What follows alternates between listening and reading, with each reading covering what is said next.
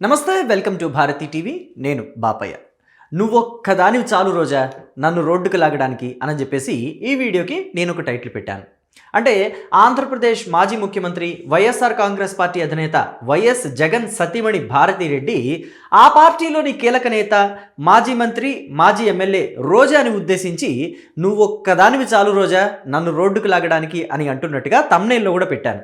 నిజానికి భారతిరెడ్డి రోజారెడ్డిని పట్టుకొని నువ్వొక్కదానివి చాలు నన్ను రోడ్డుకు లాగడానికి అని చెప్పి అంటారంటే అనే పరిస్థితుల్ని రోజా తీసుకొచ్చారు.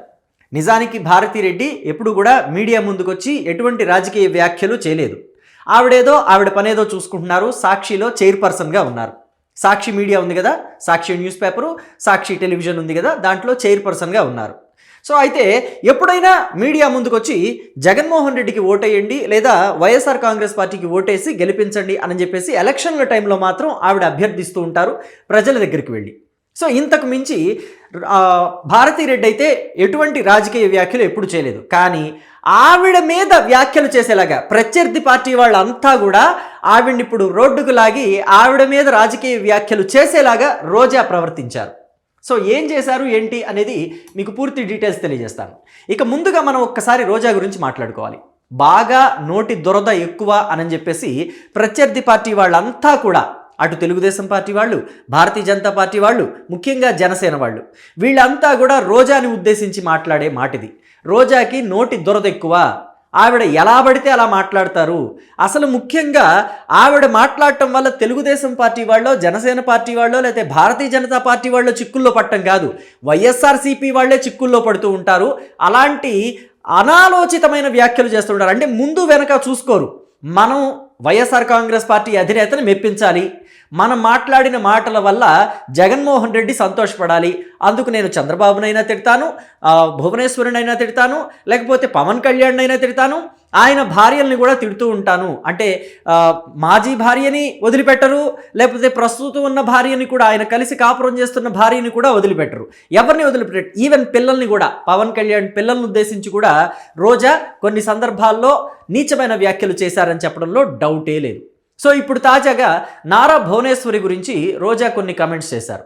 అసలు ఎందుకు అలాంటి కామెంట్స్ చేశారు ఏంటి అనేది మీకు ముందుగా చెప్పి ఆ తర్వాత రోజా ఏమన్నారో కూడా వినిపిస్తాను. ఇదిగోండి, నిన్న ఉగాది, అంటే నిన్న కాదు మొన్న ఉగాది ఫెస్టివల్ జరిగింది కదా. ఉగాది ఫెస్టివల్ రోజున జగన్మోహన్ రెడ్డి, భారతిరెడ్డి ఇద్దరూ కూడా వైఎస్ఆర్ కాంగ్రెస్ పార్టీ కేంద్ర కార్యాలయంలో అంటే దేవుడి పటాలు పెట్టి ఉగాది పంచాంగ శ్రవణం అని చెప్పేసి అంతా కూడా పూజలు చేసుకున్నారు. ఈ పూజా కార్యక్రమాలు ఘనంగా జరిగాయి. వైఎస్ఆర్ కాంగ్రెస్ పార్టీ నుంచి కార్యకర్తలు, నాయకులు కూడా, ముఖ్యమైన నాయకులు అంతా పాల్గొన్నారు. అంతవరకు బాగుంది. జగన్మోహన్ రెడ్డి పూజా కార్యక్రమాలు నిర్వహించాడు, ఉగాది వేడుకల్ని ఘనంగా నిర్వహించుకున్నాడు అని చెప్పుకుంటే బాగుండేదేమో. కానీ ఇక్కడ చంద్రబాబుని, నారా భువనేశ్వరిని, పవన్ కళ్యాణ్ని, ఆయన భార్యని టార్గెట్ చేస్తూ రోజా కొన్ని కామెంట్స్ చేశారు. అంటే చంద్రబాబు నాయుడు ఉగాది వేడుకల్లో పాల్గొన్నాడు, ప్రభుత్వం నిర్వహించిన వేడుకల్లో పాల్గొంటూ భార్యని వెంట తెచ్చుకోకుండా ఒక్కడే వచ్చాడు అని చెప్పేసి మాట్లాడారు. ఎక్కడా కూడా ఆయన భార్య పాల్గొనలేదు, ఆవిడికి హిందూ దేవుళ్ళ పట్ల, హిందూ సాంప్రదాయాల పట్ల గౌరవమే లేదు, ఆవిడ ఇంట్లో ఏం చేస్తుంది అన్నట్టుగా మాట్లాడారు. అయితే ఆ మాటలు నేను చెప్పడం కాదు, రోజా నోటి వెంట మీరే విందురు కానీ ఏం మాట్లాడింది రోజా అనేది ఒక్కసారి వినిపిస్తాను, వినండి. నిజంగా వైఎస్ఆర్ కాంగ్రెస్ పార్టీ వాళ్ళకు కూడా కొంతమందికి కోపం వస్తుందట. రోజా ఇలాంటి మాటలు మాట్లాడి కదా అసలు వైఎస్ఆర్ కాంగ్రెస్ పార్టీని కూడా ఓడిపోయేలాగా చేసింది అని చెప్పేసి. కళ్యాణ్ వరకు చంద్రబాబు నాయుడుతో సహా మరి తెలుగు వాళ్ళ నూతన సంవత్సరానికి చంద్రబాబు నాయుడు భార్య ఎక్కడికి వెళ్ళింది? హెరిటేజ్ లో కూర్చొని పాలు పెతుక్కుంటున్నారా? ఎందుకు ఉగాది వేడుకల్లో పాల్గొనలేదు?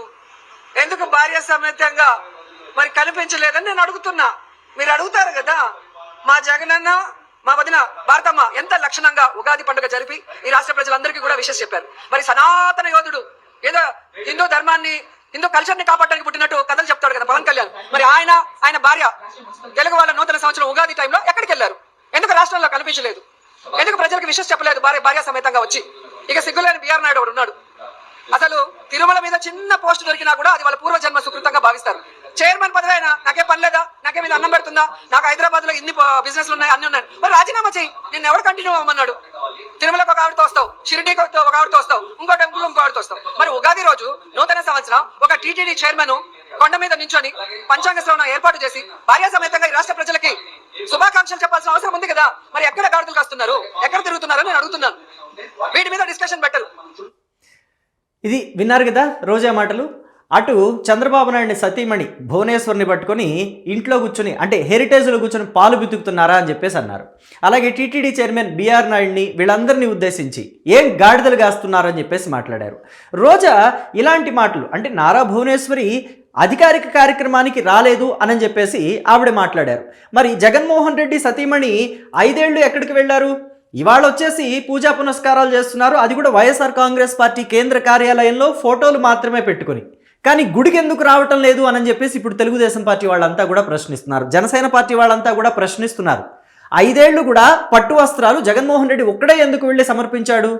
మామూలుగా పట్టు వస్త్రాలు సతీ సమేతంగా కదా సమర్పిస్తారు. కానీ జగన్మోహన్ రెడ్డి వాళ్ళ తండ్రి లాగానే ఒక్కడే ఎందుకు వెళ్ళి సమర్పించాడు? భార్యా సమేతంగా వెళ్ళలేనప్పుడు వాళ్ళ ప్రభుత్వంలో దేవాదాయ శాఖ మంత్రికో లేకపోతే ఇతరత్ర మంత్రులు ఎవరైతే సతీ సమేతంగా వెళ్ళడానికి సుముఖంగా ఉంటారో ఇష్టపూర్వకంగా ఉంటారో వాళ్ళ చేత పట్టు వస్త్రాలు ఇప్పించవచ్చు కదా. నారా చంద్రబాబు నాయుడు ఎన్నిసార్లు అయితే ముఖ్యమంత్రిగా పనిచేశారో అన్నిసార్లు కూడా ఆయన అటు కోదండరామాలయం అంటే ఉమ్మడి ఆంధ్రప్రదేశ్ సీఎంగా ఉన్నప్పుడు భద్రాద్రి కోదండరామాలయ స్వామి ఆలయంలో కూడా పట్టు వస్త్రాల్ని సీఎం హోదాలో సతీ సమేతంగా తీసుకువెళ్లారు. అలాగే ఉమ్మడి ఆంధ్రప్రదేశ్లో సీఎంగా ఉన్నప్పుడు కూడా నారా భువనేశ్వరి సమేతంగానే అంటే సతీ సమేతంగానే వెళ్ళి వెంకన్నకి పట్టు వస్త్రాలు సమర్పించారు తిరుపతిలో. అలాగే ఎక్కువ సార్లు పట్టు వస్త్రాలు సతీ సమేతంగా సమర్పించిన వ్యక్తిగా కూడా నారా చంద్రబాబు నాయుడికి తిరుమల శ్రీవారికి పట్టు వస్త్రాలు ఎక్కువ సార్లు సమర్పించిన సీఎం హోదాలో ఎక్కువ సార్లు సమర్పించిన వ్యక్తిగా కూడా ఆయనకు ఒక రికార్డు ఉంది. మరి జగన్మోహన్ రెడ్డి 5 ఏళ్ళు పనిచేశారు ముఖ్యమంత్రిగా 2019 నుంచి 2024 మధ్య. కానీ ఆయన ఎప్పుడూ కూడా సతీ సమేతంగా అంటే భారతీరెడ్డిని వెంట పెట్టుకుని శ్రీవారికి పట్టు వస్త్రాలు సమర్పించలేదు. మళ్ళీ పైగా అందులో కూడా ఇంకొక విషయాన్ని ఇప్పుడు తెలుగుదేశం పార్టీ వాళ్ళు లేవనెత్తుతుంది, జనసేన పార్టీ వాళ్ళు లేవనెత్తుతున్న అంశం ఏంటంటే ఏనాడు కూడా డిక్లరేషన్ మీద సంతకం పెట్టలేదు. జగన్మోహన్ రెడ్డి ముఖ్యమంత్రిగా శ్రీవారి ఆలయానికి అంటే అర్హత ఉందో లేకపోతే నన్ను ఎవరు ఆపేది అనే ఒక దురహంకారంతో వెళ్ళాడు తప్ప ఎక్కడా కూడా శ్రీవారి మీద ఒక నమ్మకంతో వెళ్ళలేదు. ఆయన తన నోటితో తానే చెప్పారు, నేను 4 గోడల మధ్య బైబిల్ చదువుతాను, నేను యేసు ప్రభువుని నమ్ముతాను అని చెప్పేసి. ఆయన క్రిస్టియన్ అని చెప్పేసి అందరికీ తెలిసిన విషయమే. అంటే ఇక్కడ కులాల ప్రస్తావన మతాల ప్రస్తావన తీసుకురావాల్సిన అవసరం రోజానే కల్పించారు తెలుగుదేశం పార్టీ వాళ్ళకి అవకాశం ఇచ్చారు. రోజా ఇలా మాట్లాడకుండా ఉండింటే గనక ఇప్పుడు తెలుగుదేశం పార్టీ వాళ్ళు జనసేన పార్టీ వాళ్ళు ఎవరో మాట్లాడేవాడు కాదు మతాల గురించి కులాల గురించి. ఆవిడ కెలికి మరీ జగన్మోహన్ రెడ్డి మతం గురించి కులం గురించి ఆయన తిరుమల శ్రీవారికి చేసిన అపచారం గురించి అంటే నమ్మకం లేకుండానే అక్కడికి ఏదో మొక్కుబడిగా జగన్మోహన్ రెడ్డి వెళ్ళి పట్టు వస్త్రాలు సమర్పించాడు. కేవలం హిందువుల ఓట్ల కోసమే జగన్మోహన్ రెడ్డి బొట్టు పెట్టుకుని శ్రీవారికి పట్టు వస్త్రాలు సమర్పించి వచ్చాడు, మొక్కుబడిగా ఓట్ల కోసమే చేశాడు ఈ పని అని చెప్పేసి అటు తెలుగుదేశం పార్టీ వాళ్ళు జనసేన పార్టీ వాళ్ళు మాట్లాడేలాగా రోజారెడ్డి చేస్తున్నారు. అనవసరంగా జగన్మోహన్ రెడ్డిని భారతిరెడ్డిని ఇద్దరిని కూడా రోడ్డు మీదకి లాగుతున్నారు. అసలు వాళ్ళు గుట్టుగా వాళ్ళ కాపురం ఏదో వాళ్ళు చేసుకుంటా వాళ్ళ రాజకీయాలు ఏదో వాళ్ళు చేసుకుంటా వెళుతుంటే పూజలు చేసుకుంటా పునస్కారాలు చేసుకుంటా హిందువుల ఓట్ల కోసం వాళ్ళు తిప్పలు పడుతుంటే ఉన్నదాన్ని లేనిదాన్ని కల్పించి రోజా వాళ్ళని పూర్తిగా రోడ్డు మీదకి లాగేశారని చెప్పేసి వైఎస్ఆర్ కాంగ్రెస్ పార్టీ వాళ్ళు గగ్గోలు పెడుతున్నారట. ఇది నేను అంటున్న మాట కాదు. ఒకసారి రోజా మాట్లాడిన దాని కింద కామెంట్స్ చూస్తే కూడా చాలామంది వైసీపీ వాళ్ళే రోజా ఎందుకు ఇలా మాట్లాడుతుంది, గతంలో కూడా రోజా మాట్లాడిన మాటల వల్లే వైసీపీ ఓటమికి కారణమైంది కొంతవరకు అని చెప్పేసి కూడా మాట్లాడుతున్నారు. కేవలం రోజా ఒక్కటే కాదు, వల్లభనేని వంశీమోహన్, కొడాలి నాని, రోజా, అమ్మటి రాంబాబు, అనిల్ కుమార్ యాదవ్, జోగి రమేష్ లాంటి వాళ్ళు ఇలాంటి వాళ్ళంతా మాట్లాడిన మాటల వల్లే కదా వైఎస్ఆర్ కాంగ్రెస్ పార్టీకి ఎక్కువ శాతం ఓటమికి కారణమైంది 2024 ఎన్నికల్లో. వాళ్ళంతా కూడా చంద్రబాబు నాయుడిని, నారా భువనేశ్వర్ని, అటు లోకేష్ని, బ్రాహ్మణిని, అలాగే పవన్ కళ్యాణ్ భార్యని విమర్శించి వాళ్ళందరి మీద కూడా సింపతి ప్రజల్లో వచ్చేలాగా క్రియేట్ చేశారు కదా. అలా అంతటి స్థాయిలో బూతులు తిట్టకపోతే ప్రజల్లో అంతటి సింపతి వచ్చేది కాదు. జగన్మోహన్ రెడ్డిని ఎక్కడో సంతోష పెడదామని చెప్పేసి ఆయన కళ్ళల్లో ఆనందం చూద్దామని చెప్పేసి ఎదుటి వాళ్ళందరినీ తిట్టడం వల్ల వాళ్ళకి సింపతి పెరిగి వాళ్ళకి ఓటు శాతం పెరిగిందే కానీ వైసీపీకి ఒరిగింది ఏమీ లేదు. రోజా అనే ఒక ముళ్ళ పువ్వుని కిందంతా ముళ్ళే రోజా పువ్వుకి, కానీ దూరం నుంచి చూడాలి తప్ప దగ్గరికి తెచ్చుకోకూడదు, పట్టుకోకూడదు అని చెప్పేసి అంటూ ఉంటారు కదా. సో మరి పట్టుకుని దగ్గరికి తెచ్చుకొని పెట్టుకోవటం వల్ల వైసీపీకే గాయాలవుతున్నాయి రోజా ముళ్ళ వల్ల అని చెప్పేసి ఇప్పుడంతా కూడా మాట్లాడుతున్నారు. అయితే రోజా మాట్లాడిన మాటలు వైసీపీకి ఎలాంటి రిటార్ట్ తెచ్చి పెడుతున్నాయి అనేది కూడా నేను మీకు ఇంకొక వీడియో ద్వారా వినిపించే ప్రయత్నం చేస్తాను. ఎందుకంటే నేను ఇక్కడ వీడియోస్ చూపించడానికి నాకు యూట్యూబ్ గైడ్ లైన్స్ అడ్డం వస్తున్నాయి. సో అందుకని నేను కొన్ని వీడియోస్ నేను మీకు చూపించలేకపోతున్నాను, కేవలం వినిపిస్తున్నాను.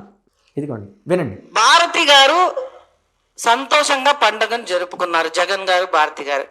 మరి ఈ భారతి అనే అడ్డగాడిగా 5 ఏళ్ల ముందు ఎక్కడ పోయిందమ్మా? మేము అనకూడదు, నువ్వు అన్నదానికి నేను చెప్పాను.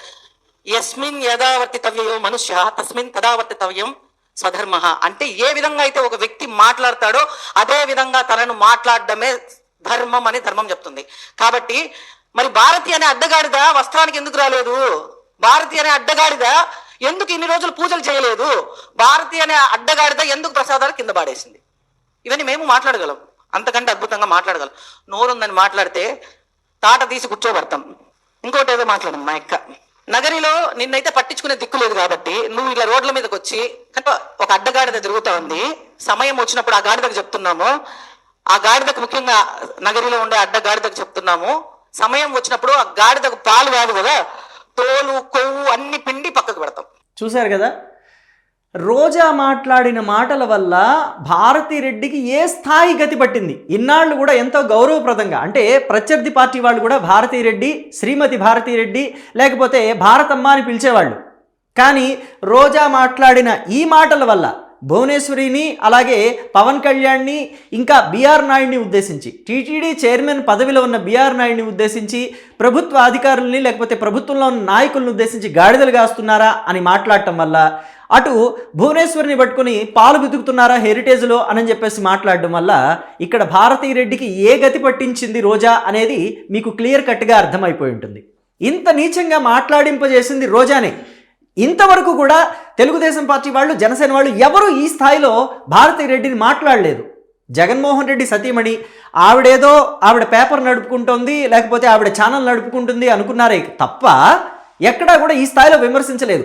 ఈవెన్ దో సాక్షిలో ఎటువంటి అబద్ధపు కథనాలు వచ్చినా జగన్మోహన్ రెడ్డి ఎందుకు ఇట్లా రాయిస్తున్నావు నువ్వు తప్పుడు కథనాలని చెప్పేసి ప్రశ్నించారే తప్ప భారతిరెడ్డి నువ్వెందుకు రాస్తున్నావు ఈ తప్పుడు రాతలు అని చెప్పేసి ఏనాడు ఏ తెలుగుదేశం పార్టీ కార్యకర్త, ఏ జనసేన పార్టీ కార్యకర్త ఒక్కసారి కూడా ఎప్పుడు ప్రశ్నించింది లేదు. ఎందుకంటే భారతిరెడ్డి చైర్పర్సన్ అన్న విషయం జగన్మోహన్ రెడ్డికే కాదు అందరికీ తెలిసిన విషయం, చంద్రబాబు నాయుడికే కాదు తెలుగుదేశం పార్టీ వాళ్ళందరికీ తెలిసిన విషయమే, పవన్ కళ్యాణ్కే కాదు జనసేన పార్టీ వాళ్ళకు కూడా అందరికీ తెలిసిన విషయమే. ఆవిడ సాక్షికి, సాక్షి న్యూస్ పేపర్కి చైర్పర్సన్గా ఉన్నారు. ఫౌండర్గా జగన్మోహన్ రెడ్డి ఉంటే చైర్పర్సన్గా భారతిరెడ్డి ఉన్నారన్న విషయం అందరికీ తెలిసిందే. కానీ ఏనాడు కూడా ఎవరు Janasena party, Telugu Desam party, Bharatiya Janata party వాళ్ళు ఎవరు కూడా భారతిరెడ్డిని విమర్శించలా. ఎందుకు ఈ రాతలు రాస్తున్నావు, ఎందుకు ఈ అబద్ధపు కథనాలు, ఎందుకు ఈ పిచ్చి రాతలు, ఎందుకు ఈ ఆరోపణలు అని చెప్పేసి ఏనాడు భారతిరెడ్డిని క్వశ్చన్ చేయాల, జగన్మోహన్ రెడ్డిని మాత్రమే క్వశ్చన్ చేశారు. కానీ ఈనాడు రోజా వల్ల, కేవలం వైఎస్ఆర్ కాంగ్రెస్ పార్టీ మహిళా నేత రోజా వల్ల భారతిరెడ్డిని కూడా జనసేన పార్టీ వాళ్ళు, తెలుగుదేశం పార్టీ వాళ్ళు తూర్పారబట్టే పరిస్థితికి తీసుకొచ్చింది రోజా. సో దీని మీద మీ అభిప్రాయం ఏమంటారు? గతంలో వైఎస్ఆర్ కాంగ్రెస్ పార్టీ ఓడిపోవడానికి కానీ, లేకపోతే ఇప్పుడు వైఎస్ఆర్ కాంగ్రెస్ పార్టీ భారతిరెడ్డి మరింత విమర్శల పాలవ్వడానికి కానీ రోజారెడ్డే కారణం. వైసీపీలో రోజారెడ్డి లాంటి వాళ్ళ నోటిని అదుపులో పెట్టకపోతే మరిన్ని తిప్పలు వచ్చి పడతాయి వైసీపీకి అని చెప్పేసి ఆ రాష్ట్ర ప్రజలతో పాటు, న్యూట్రల్ ఓటర్లతో పాటు అటు తెలుగుదేశం పార్టీ వాళ్ళు, జనసేన పార్టీ వాళ్ళు అంటున్న మాటని మీరు సమర్థిస్తారా, సమర్థించరా? మీ అభిప్రాయాన్ని కమెంట్ బాక్స్లో తెలియచేయండి. Thank you.